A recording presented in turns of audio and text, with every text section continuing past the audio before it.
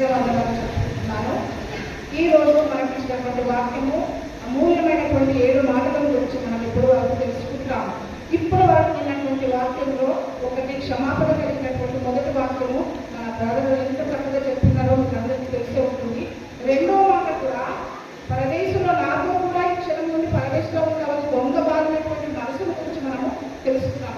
అలాంటి మనసు ఇక్కడ ఈ విషయంలో మాత్రము తల్లిని గురించి తన బంధుత్వాన్ని బాధ్యతను మర్చిపోలేనటువంటి దేవుడు ఈ సినిమాలో 3వ మాటగా మనతో మాట్లాడుతున్నటువంటి విషయం మనం ఇప్పుడు తెలుసుకుందాం. యేసు ప్రభువు తన శిష్యులతో కూడా శ్రమనందుతూ తన శిష్యులు తనతో వెళ్తూ ఉన్నారు. కానీ ఆ యేసు ప్రభు వెంట ఎవ్వరూ రాలేదు. తాను శ్రమపడుతూ శ్రమను అనుభవిస్తూ శిలువపై మరణిస్తూ తన ముందుకు నడుస్తూనే ఉన్నప్పుడు కూడా అక్కడ ఎవ్వరూ మనకు యేసు ప్రభు తోటి నడవడానికి ఎవ్వరూ సహకరించలేదు. కానీ అక్కడ తనకు ఇష్టడైనటువంటి యోహాను మాత్రమే తనతో ఉన్నట్టుగా మనము ఈ వాక్యంలో వింటున్నాం. అయితే ఇక్కడ ఎందుకు మంచిగా ఉన్నప్పుడు యేసు ప్రభువు చాలా మంది చూసిండ్రు, తనతో కూడా ఉన్నారు. చనిపోయిన లాజరు లేపినప్పుడు చాలా మంది మన పబ్లిక్ చాలా మంది ఉన్నారు. శిష్యులు 12 మంది శిష్యులు ఆయనతో కూడా ఉన్నారు. కానీ ఈ శ్రమల కాలంలో మాత్రము దేవుని దగ్గరికి ఆ యేసు ప్రభుత్వం ఉన్నటువంటి శ్రమల దగ్గరికి తను ఎవ్వరు కూడా రాలేదు. కేవలం యోహాను మాత్రమే వచ్చినట్టు మనం ఇక్కడ చూస్తూ ఉన్నాం. ఆ యోహాను 19:26 వచనంలో చూసినట్లయితే తాను ప్రేమించిన శిష్యుడు అని చెప్తున్నారు. అక్కడ తాను ప్రేమించినటువంటి శిష్యుడు అక్కడ యోహాను కనబడుతున్నారు. అయితే ఈ అమూల్యమైనటువంటి 7 మాటలు చాలా విలువైనటువంటి మాటలు. కానీ ఈరోజు నేను మాట్లాడినటువంటి 3వ మాట బంధుత్వాన్ని కనిపెట్టినటువంటి మాట. అయితే యేసు ప్రభు అక్కడ శిలువపై వేలాడుతూ శ్రమననుభవిస్తూ ఉన్నప్పుడు కూడా ఎవరు రాకుండా తాను ఒంటరిగా ఉంటూ కూడా శిలువపై వేలాడుతూ తాను శ్రమననుభవిస్తూ ఉన్నారు. ఇందాక రాజు బ్రదర్ చెప్పిండు, ఎందుకు యేసు ప్రభు శిలువ మరణం పొందిండు అంటే నా పాపంలో కొరకు అని మనము యేసు ప్రభు రాజు బ్రదర్ చెప్పినట్టుగా నిజమే. శిలువలో 7 మాటలు ఎంత ప్రాధాన్యమైనవో కేవలం బైబిల్ అంతా కలిపి కూడా ఆ 7 మాటలను వివరించడానికి ఒక రోజు పడుతుంది. ఈ శుక్రవారం అనేది చాలా విలువైనటువంటి మాట. శుభము అంటే మంచి, అది మనకు విలువైనటువంటి శుక్రవారం. అందరం ఫాస్టింగ్ ఉంటాము, ఉపవాసం ఉంటాము, శ్రమలు చనిపోయిన కోసం అనుకుంటారు. కానీ ఇది చాలా విలువైనటువంటి రోజు, మనకు రక్షణ వచ్చినటువంటి రోజు. ఆ రక్షణనే మనకు లేకపోతే ఎవరు మనం ఎక్కడికి వెళ్తామో మనకే తెలియదు. నిజంగా నేను రాజు చెప్పిన మాటలో నా హృదయంలో నిజంగా బాధ అనిపించింది. అయితే యేసు ప్రభు శిలువపై ఎన్నో శ్రమలు అనుభవిస్తూ ఉన్నాడు. ఆ శ్రమలు చూసుకుంటూ తాను అంత శ్రమ దేని కొరకు అనుభవిస్తున్నాడు అని మనం ఇప్పటివరకు అనుకుంటే నా పాపంలో కొరకు అని అనుకుంటున్నాం. నా పాపములు అంటే మనం చేసినటువంటి పాపంలో కొరకు యేసు ప్రభు శిలువ మనం పొందుతున్నాడు. కానీ మనకి ఇంకొక వాంఛ కూడా ఉంది. ఏమిటి అంటే ఆ పాపంలో ఈ సిలువలో కనుక మనము తన సిలువలో మరణించకపోతే కనుక మనకు రక్షణ లేదు. నిజమే, రక్షణ లేదు, మనకు స్వస్థత లేదు. కానీ ఇంకోటి కూడా పరలోకం లేదు. ఎప్పుడైతే మనము చాలా మంది అనుకుంటాం చనిపోయిన తర్వాత మేము ఎక్కడికి వెళ్తాము అని అనుకుంటాం. ఇది పరిచయం మాత్రం. అయితే ఎక్కడికి వెళ్తామంటే ఎప్పుడు కూడా మనం అనుకుంటాం పరలోకం వెళ్ళాలి. ఇప్పుడు ఎంత పడుతున్నాం, ఎంత శ్రమ, మనం ఎందుకు ప్రతిరోజు ప్రతి వారం చర్చకు వస్తున్నాం, ప్రార్థనిస్తామంటే ఈ భూలోకంలో ఉన్నంత వరకు ఉంటున్నాము. కానీ మనం ఏ వాంఛకు వస్తున్నామంటే పరలోక వాంఛకు వస్తున్నాం. మనము చనిపోయిన తర్వాత పరలోకంకు వెళ్ళాలి.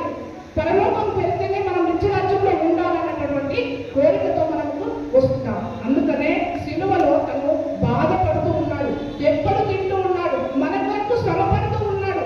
ఆ శ్రమనంతా కూడా మనకు ఉండొద్దు అని యేసు ప్రభు వాంఛిస్తున్నాడు. అందుకనే తన సిలువ శ్రమను దెబ్బ తింటూ మనకు ఏ దెబ్బ తగలకుండా, మనకు ఏ బాధ తగలకుండా ఉండడానికి యేసు ప్రభు మన దేవుడు పరలోకము కొరకు మనల్ని ఆశపడుతూ ఉన్నాడు. వాళ్ళకి ఏ కష్టము రావద్దు, ఏ నష్టము రావద్దు, కానీ వీళ్ళు నా బిడ్డలు పరలోకంకు రావాలనే ఆశ మాత్రం దేవుడికి ఉంది, కోరిక ఉంది. కాబట్టి మనలో పరలోకానికి తీసుకుపోవడానికి ఆశపడుతున్నటువంటి దేవుడు మన దేవుడు. ఎవరైనా పాపం చేసిన వాళ్ళము పరలోకం వెళ్తామా? ఎప్పుడైతే మనం చనిపోతామో చనిపోయిన వెంటనే అనుకుంటారు, అబ్బా ఎంత మంచి మనసు, ఈయన డైరెక్ట్ పరలోకంకే వెళ్తారు. మన కోరిక కూడా మన తదనంతరం మనం చనిపోయిన తర్వాత మన యాత్ర ముగియగానే వెంటనే ఎక్కడ పోవాలనే కోరిక, పరలోకానికి వెళ్ళాలనే కోరిక. పరలోకం అనే వాంఛతో మనం ఇక్కడ చేరుకుంటున్నట్టుగా మనం చూస్తూ చూస్తున్నాం.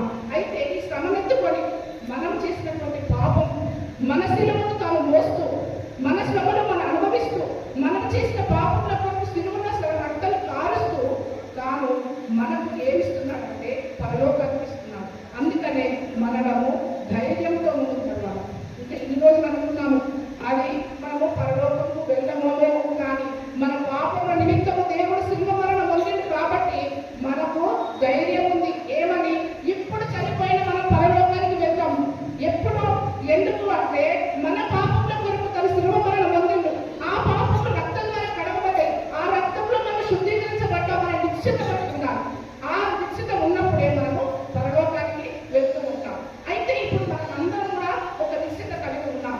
ఏమనంటే మన కొరకు, మన పాపముల కొరకు తన రక్తంలో, శిలువలో కాదు రక్తంలో మమ్మల్ని కడిగిండు, మమ్మల్ని శుద్ధీకరించిండు అని ఎప్పుడైతే మనం మోకరిని, ఎప్పుడైతే పశ్చాత్తాప పడతామో, ఆ రెండవ తమ బాధ్యత మనం పశ్చాత్తాప పడ్డప్పుడు మాత్రమే మనం పరలోకం వెళ్తామని నిశ్చిత కలిగి ఉంటాం. వచ్చినమా వెళ్ళినమా అని కాకుండా పరలోకం వైపు అడుగు పెడతాం. ఈ మహిమ గల లోకంలోకి మనం అడుగు పెట్టాలంటే భయము, భక్తి కలిగి, మరి రెండో దొంగ మాదిరిగా మన ప్రార్థన కలిగినటువంటి, పశ్చాత్తాపం కలిగినటువంటి నిశ్చితతో ఉండాలి. అలాంటి స్థితిలో మనం ఉండాలని దేవుడు కోరుకుంటున్నాడు. ఇంకా దేవుడేమంటున్నాడు? ఇంకా పాపం చేయకండి, నేను మీ కొరకు శ్రమపడుతున్నాను కాబట్టి మీరు పాపం చేయకుండా అని దేవుడు మనతో మాట్లాడుతున్నటువంటి మాట. కాబట్టి మనము పాపం చేయకుండా దేవుడి మాటకు లోబడి ఇక మనం పరలోకం వైపు వెళ్ళాలని దేవుడి కోరిక కాబట్టి ఆ కోరికను మనము నెరవేర్చుకుందాం.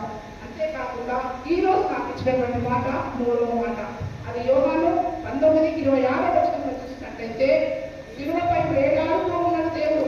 వేలాడుతూ ఉన్నప్పుడు 39 కొరడాదెబ్బలు కొడుతూ తన శరీరం అంతా రక్తంతో కారబడుతూ దున్నబడి ఉన్నప్పుడు కూడా పైన శిలువలో ఉంటూ ఎక్కడికి చూస్తున్నాడంట? కింది వైపుకు చూస్తూ ఉన్నాడు. కింది వైపుకు చూస్తున్నటువంటి ఆ యేసు ప్రభువు ఎవరు కనబడ్డారు? ఇంతమందిలో ఒక్క యోహాను, కొందరు స్త్రీలు మాత్రమే అక్కడ కనబడ్డట్టుగా మనం చూస్తూ ఉన్నాం. ఆ కొందరు స్త్రీలలో మరి ఏమో ఉంది. ఆ యోహాను కూడా ఆ యొక్క శిలువ మరణాన్ని చూసుకుంటూ చాలా దుఃఖపడుతూ ఉన్నాడు.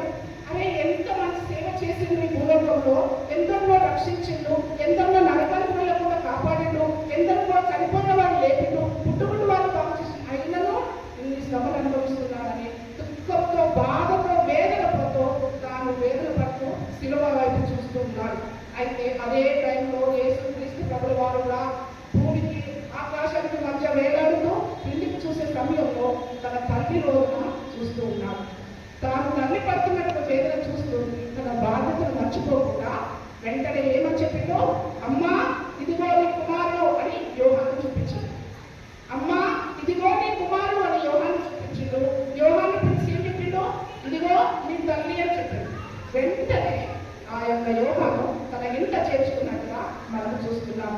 ఈ వాక్యంలో మనం చూసినట్లయితే మనకు మన 3 వాక్యాలు మనకు కనబడుతూ ఉంటాయి. అయితే అక్కడ తల్లి కనబడుతుంది, కుమారుడు కనబడుతున్నాడు, ఇల్లు కూడా మనకు కనబడుతున్నట్టుగా చూస్తూ ఉన్నాం. అయితే యోహాను మాత్రము ఆయన వెంటనే తను చూసుకున్నట్టు ఆ యొక్క తన ఇంట చేర్చుకున్నట్టు మనము చూస్తున్నాం. ఇక్కడ మనము మాట్లాడినటువంటి మాటకు అమ్మ అనగానే, ఈలోకి సంబంధమైనటువంటి మాటలు చూస్తే అమ్మ అనగానే చాలా మంది తల్లిదండ్రులకు, తల్లులకు ఒళ్ళు పురకరిస్తూ ఉంటుంది. తల్లి అమ్మ అంటేనే కదా వేరు, ఎవరు నేను చెప్పలేము దాని గురించి. కానీ ఒక మాదిరికరమైనటువంటి మాట, మనం కూడా ఇట్లా మాదిరి తప్పుతామేమో దేవుడికి ముందే తెలిసేమో. కాబట్టి దేవుడు మనతో మాట్లాడుతున్నటువంటి ఒక మాదిరికరమైనటువంటి మాట, ఎంత శ్రమ ఉన్నా, ఎన్ని కష్టాల్లో ఉన్నా నీ తల్లిదండ్రులను వదలకూడదు అని ఇక్కడ మనకు మాదిరి చూపిస్తూ ఉన్నాడు. ఆ మాదిరికరమైనటువంటి మాట ఆలోచిస్తే మనము ఆ యొక్క పరిస్థితిని, అంత శ్రమలో ఉంటూ కూడా తన యోహానుకు తన తల్లిని అప్పగించి ఉన్నాడు. కానీ అక్కడ తల్లిదండ్రులకు, యేసు ప్రభువు సోదరులు సోదరులను ఉండొచ్చు, కానీ యోహానుకి ఎందుకు అప్పగించిందంటే నమ్మకమైనటువంటి శిష్యుడు కాబట్టి ఆ యోహానుకు తన తల్లిని అప్పగించినట్టుగా మనం చూస్తూ ఉన్నాం. అయితే భూమి మీద ఉండే మనమే వాళ్ళను చాలా మంది కూడా మన తల్లిదండ్రులను అట్టు చూస్తున్నాం. యోహాను మాత్రము తల్లిని అప్పగించగానే, అబ్బా ఈ మనిషిని నేను చూడగలుగుతున్నా, నేను దగ్గర ఉంటాడా, నా దగ్గర నేను చూస్తానా, ఈ మరి ఏమన్నా ఒక్క మాట కూడా అనుకోలేదు. వెంటనే ఆయన ఏం చేసిండు? స్వీకరించిండు. కాబట్టి సంరక్షించిండు. తను తీసుకెళ్ళి తన ఇంటికి తీసుకెళ్ళి, వెంటనే తన ఇంటికి తీసుకెళ్ళి తన వాళ్ళను సంరక్షించడానికి మనం చూస్తున్నాం. అదేవిధంగా మనకు కూడా మన కుటుంబంలో ఉన్నటువంటి తల్లిదండ్రులు మనం సంరక్షిస్తున్నామా? ఒక్కసారి మనల్ని మనం పరీక్షించుకోవాలి. చాలా మంది తల్లిదండ్రులను రోడ్డు పైన వదిలేస్తూ ఉన్నారు. ఆరోగ్యం ఉన్నప్పుడు పర్వాలేదు చూసుకుంటున్నారు. ఆరోగ్యం వృద్ధాప్యం వచ్చిందా వాళ్ళని వదిలేయడానికే ప్రయత్నం చేస్తూ ఉన్నారు. అలాంటి స్థితిలో చాలా మంది కూడా తన పిల్లల్ని వదిలేస్తూ, కొందరైతే కళ్ళ ముందు తల్లి కనబడుతున్నా కూడా ఎవ్వరు కూడా అమ్మ అని పిలువరు. ఎంత దౌర్భాగ్యం చూడండి. అమ్మ అని పిలువరు, కొంచెం అన్నం కూడా వాళ్ళు పెట్టరు. కానీ తల్లి మాత్రం కోరుకునేది కదా, పిల్లలు ఎప్పుడు నన్ను ఒక అమ్మ అని పిలుస్తారా, నా కొడుకు నా కూతురు నన్ను ఎప్పుడు పిలుస్తారా అని ఆశతో ఎదురు చూస్తుంటది. వృద్ధాప్యంలో తల్లిదండ్రులకి ఏముండదు, వాళ్ళకి కావాల్సింది కేవలం ప్రేమ మాత్రమే. వాళ్ళు కోరుకునే ప్రేమను మనం అందించాలి. ఒకవేళ అమ్మనే కనుక మనకు లేకపోతే మనం ఏ స్థితిలో ఉండేవాళ్ళము? మనం ఈ భూమి మీద ఉండేవాళ్ళమా? అమ్మ లేకపోతే మనం బ్రతికే వాళ్ళమా? కానీ మా సంఘంలో మాత్రం, మన సంఘంలో మాత్రం చాలా మంది కుటుంబాన్ని తల్లిదండ్రులు పోషిస్తున్నారు. మన సంఘాన్ని బట్టి నేను గర్వంగా చెప్పుకుంటాను, మన బిడ్డలు ఎంత గొప్ప వారని. కానీ ఎంతో మంది బిడ్డలు అనాథలుగా వదిలేస్తున్నారు. అలాంటి ఆ తల్లిదండ్రులు అనాథాశ్రమాలు కూడా అన్ని బట్టి వదిలిస్తూ ఉన్నాయి. చాలా మంది 10 మంది పిల్లలను అంటారు తల్లిదండ్రులు, 5 మంది పిల్లలను అంటారు, 2 పిల్లలు కూడా అంటారు. కానీ వాళ్ళ కడుపు కట్టుకొని వాళ్ళు వృద్ధాప్యంలో కష్టం చేసి వాళ్ళ తల్లిదండ్రులు పోషిస్తారు.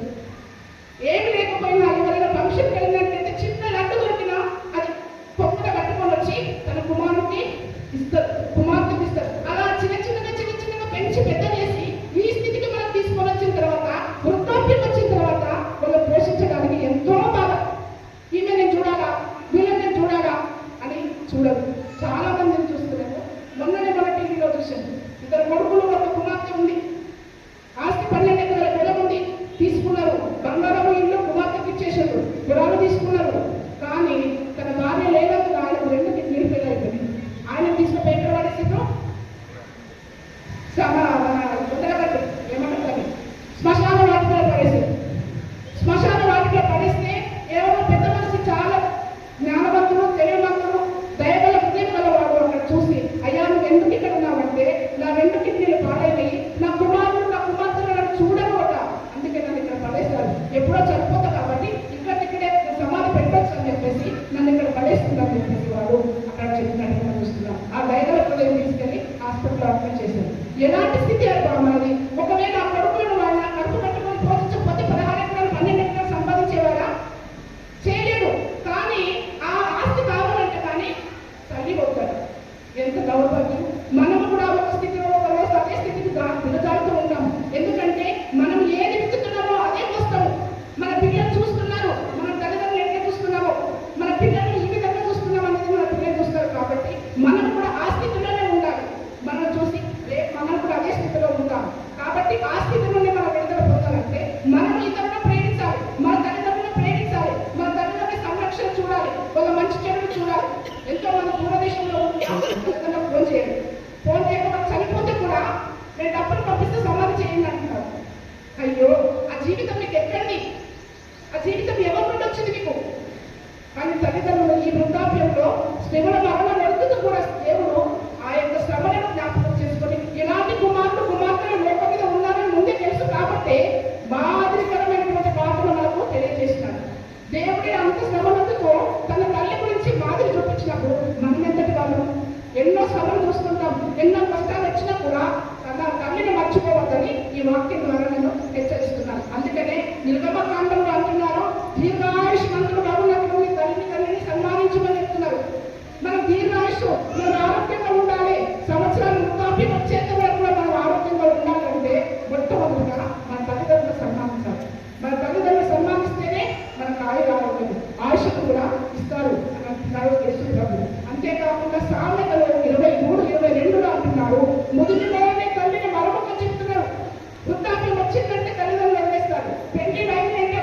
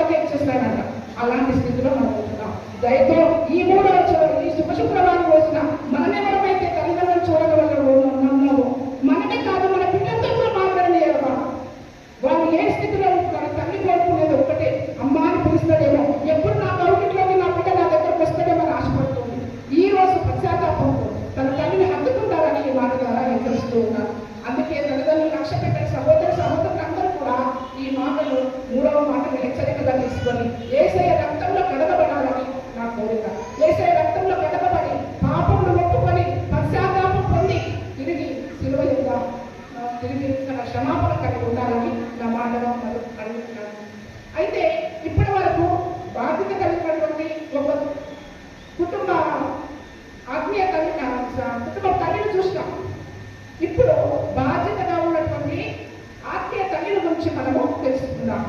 ఆత్మీయ తల్లి అంటే అనేక సంఘాలు మీరు ఎక్కడ చెప్తున్నారో అని అడుగుతారు. మేము నా తల్లి అనే సంఘంలో ఉన్నామంటారు. ముఖ్యంగా మెథడిస్ట్ సంఘం వాళ్ళు అంటారు ఈ మాట. నేను మెథడిస్ట్, నా తల్లి అనే సంఘం మెథడిస్ట్ అని చెప్తారు. అది గర్వకారంగా చెప్పుకుంటారు. తల్లి అనే సంఘం, సంఘానికి సాదృశ్యం తల్లి. సంఘం అనగా తల్లి, సంఘానికి సాదృశ్యమే తల్లి అంటున్నారు. యేసు ప్రభు శిష్యులకి అప్పగించిండు. యేసు ప్రభు యోహానికి అప్పగించిండు. ఎవరిని? తన తల్లిని అప్పగించిండు. వెంటనే తన ఇంటి చేర్చుకున్నాడు అని చెప్తున్నారు. యేసు ప్రభు శిష్యులకు అప్పగించినట్టుగానే మనకు కూడా మన బాధ్యతగా సంఘాన్ని అప్పగించినట్టుగా మనం చూస్తూ ఉన్నాం. సంఘాన్ని అప్పగిస్తే మనం ఏం చేస్తున్నాము? ఆయనను వెంబడిస్తూ ఆయన వెంబున ఆడుకున్నటువంటి యోహానుకు ఈ సంఘాన్ని అప్పగించింది. తల్లి అనగా సంఘం, సంఘాన్ని ఆ యోహానుకు అప్పగించింది. సంఘాన్ని తీసుకుపోయి ఆ యోహాన్ని ఏం చేసిందంట? పరిశుద్ధాత్మ చేతికి అప్పగించింది. అయితే సంఘాన్ని అప్పగించినప్పుడు మనకు ఆ సంఘాన్ని అప్పగిస్తే మనం ఏం చేస్తున్నాం? సంఘానికి, సంఘం కొరకు మనం ఏం పాట పడుతున్నాం? సంఘం బాధ్యతలు మనం ఏం తీసుకుంటాం? సంఘాన్ని పరామర్శిస్తున్నామా? అది ఒకసారి మనం చూసుకోవాలి. సంఘంలో గొడవ పడుతూ మన సంఘాన్ని అనేక చోట్ల తీసుకొని పోతున్నామా? మన సంఘాన్ని దేవుడు మనకు అప్పగించింది. సంఘాన్ని, ఈ మెథడిస్ట్ సంఘాన్ని మనకు దేవుడు అప్పగిస్తే మనం ఏం చేస్తున్నాము? అనేక చోట్ల సంఘాలను ఏం చేస్తున్నారట? కోర్టుకు తీసుకొని వెళ్తున్నారట, ఈడ్చుకుంటూ వెళ్తున్నారట, కోర్టులకు తీసుకొని వెళ్తున్నారు. ఈ తల్లి సంఘంపై తీర్పు చెప్పుమని ఎవరు? అయితే యోహాను ఇంటి చేర్చుకున్నాడు అనగా సంఘాన్ని పరిశుద్ధాత్మ చేతిలో పెట్టింది. ఈ సంఘాన్ని పరిశుద్ధాత్మ, ఇల్లు అనగా పరిశుద్ధాత్మకు సాదృశ్యం. సంఘాన్ని పరిశుద్ధాత్మ చేతిలో పెడితే ఆ సంఘము పరిశుద్ధాత్మ ఏం చేసింది? కృపావరములతో మన సంఘాన్ని నింపింది. ఇప్పుడు ఇంత సంఘం ఉంది అంటే ఇది కృపనే. పరిశుద్ధాత్మ చేతిలో మనల్ని మనం పెట్టుకుంటేనే ఇది కృపగా మన సంఘం నిలబడుతూ ఉంటుంది. పరిశుద్ధాత్మ చేతిలో ఉంటేనే కృపావరంతో మన సంఘాన్ని నింపబడుతుంది. అయితే ఆత్మ బలాలతో కూడా మన సంఘాలను నింపుతూ ఉంటారు. ఇలాంటి ఆత్మ బలాలు రావాలంటే మన సంఘంలో ఉన్నటువంటి మనకు కూడా మనం యోహాను మాదిరిగా నమ్మకమైనటువంటి బిడ్డలుగా, ప్రార్థన పరులుగా మనకు ఉండాలి. అప్పుడే సంఘాన్ని పరిశుద్ధాత్మ చేతిలో మనం ఉంచినట్టుగా ఉంటూ ఉంటాం. అప్పుడే సంఘం యొక్క, మన సంఘాన్ని అభివృద్ధిలోకి రావాలంటే సంఘ అక్కర్లను కూడా తీర్చుకోవాలి. సంఘ అక్కర్లనగా సువార్త ప్రకటించాలి, సువార్త చేయాలి, ఉపవాస ప్రార్థనలో కూడా పాల్గొనాలి. అప్పుడే మన సంఘము అభివృద్ధిలోకి వస్తుంది. ఇలా చేస్తున్నామా? ఒకసారి మరో పరీక్షించుకుందాం. ఇది దేవుడు మనకిచ్చినటువంటి బాధ్యత. మన తల్లిదండ్రులు ఏ విధంగా చూసుకుంటున్నామో ఆ విధంగానే మన సంఘాన్ని చూసుకోమని చెప్తున్నారు. మన కోర్టుకి ఇవ్వమని చెప్పలేదు, మన గొడవలు పడమని చెప్పలేదు. సంఘంలో ఐక్యత కలిగి ఒకరినొకరు ప్రేమ కలిగి ఉండాలని అని చెప్తున్నారు. ఎన్నో వాక్యంలో ఉంటున్నాం. ప్రేమ కలిగి ఉంటేనే మన సంఘం అభివృద్ధిలోకి వస్తుంది. అలాగే మన తల్లి అయిన సంఘాన్ని మనము కాపాడుకునే వాళ్ళంగా ఉంటాం. అలాగే మన సంఘాన్ని సన్మానించుకుంటాం. అంతేకాక సంఘ బాధ్యతలో కూడా పాల్గొనాలి. సంఘ బాధ్యతలు అంటే ఏంటి? దశమ భాగం ఇవ్వాలి, కానుకలు ఇవ్వాలి. సంఘ సేవకులుగా క్రీస్తు చేత అభిషేకించబడి మనకు ఉన్నావో నాకు తెలియదు, కానీ ఈ క్షణమే, ఈ రోజే, శుక్రవారం దినముగా మనం మారి మన